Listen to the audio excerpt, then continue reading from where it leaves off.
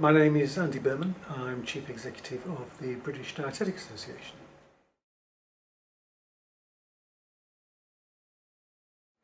My role in the BDA is to lead on strategy, on governance, to work very closely with our elected council members and to largely represent the BDA externally at networking and strategic relationship level.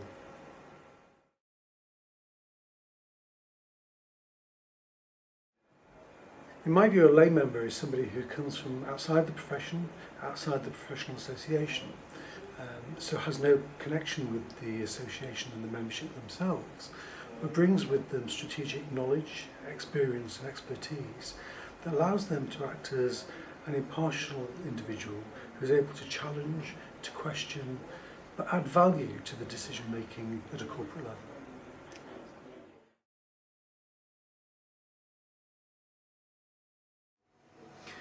We had some really interesting discussions over the last year or two around governance change, about the direction of travel for the organisation, and we looked at comparisons with our other sister associations within the sector.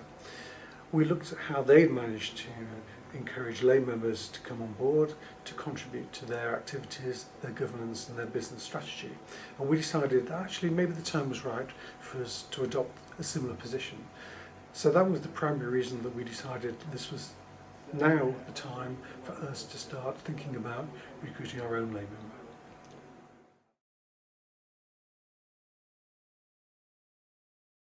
When we looked to recruit into the lay member role initially, we decided that there was a very clear set of skills, experience and qualities that we wanted to recruit into.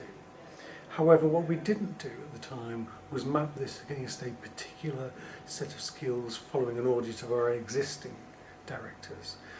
That is something we're going to look at doing over the next 12 to 24 months or so.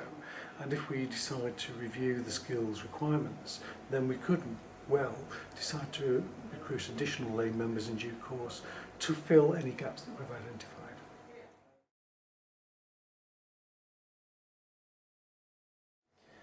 We were certainly looking for a lay member who had experience within the professional association sector.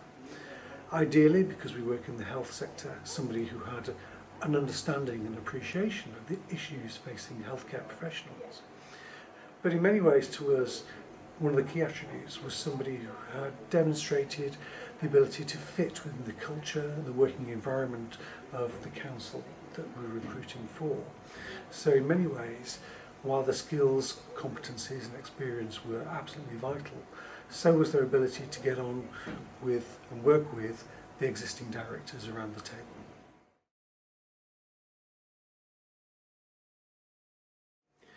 At this stage, the lay member role sits solely on the BDA Council, which is the highest elected council within the association.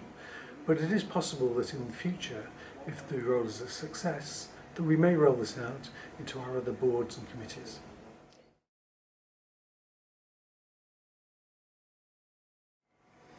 At this stage, the lay member is solely filling the role of lay member, which is somebody who sits around the table, who questions, who adds value, who maybe asks difficult questions. And at this time, there's no idea that we will actually create a specific set of roles, such as chair, treasurer, for the lay member. However, that may change over the coming years.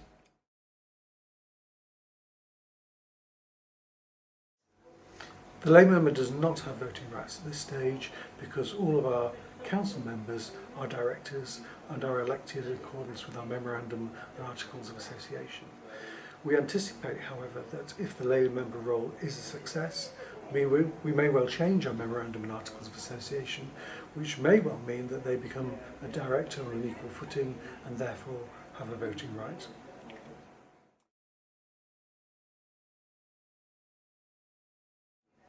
Induction and training and ongoing development is extremely important for all our council members, including the lay member role.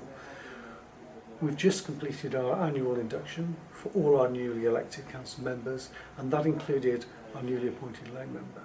So we would regard them as being no different to all the other council members around the table, and we would want to include them in all the access and opportunities to induction and ongoing development.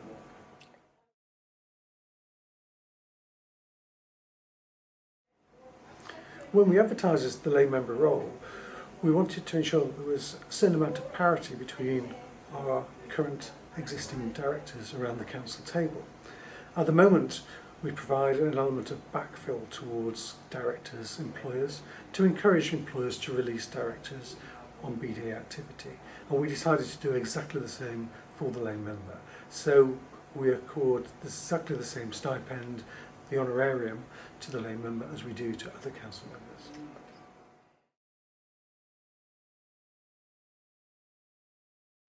I certainly think that over time the lay member has the ability to contribute to the strategic governance and business strategy discussions that we have around the council table.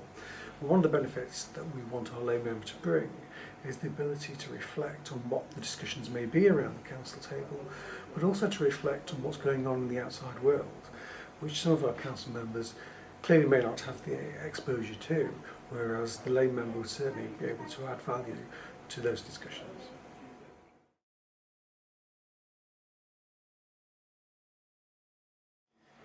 We did use the PARN service for recruitment in our lay member vacancy, as well as other opportunities that we'd identified externally.